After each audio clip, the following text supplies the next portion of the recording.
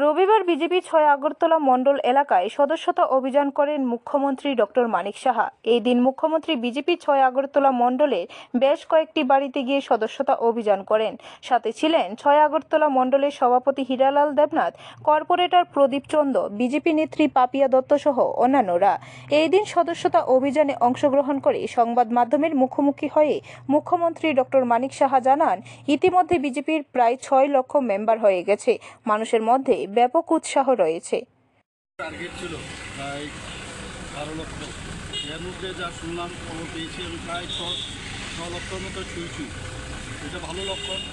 যেখানে আমরা যাচ্ছি সেখানে কোনো প্রোগ্রাম থাকলে সেখান থেকে বেরিয়ে কারোর বাড়িতে যাই, এটা একটা প্রতীকী আমরা করি, পাশাপাশি আমাদের সমস্ত কার্যকর্তারাও সেটা করে।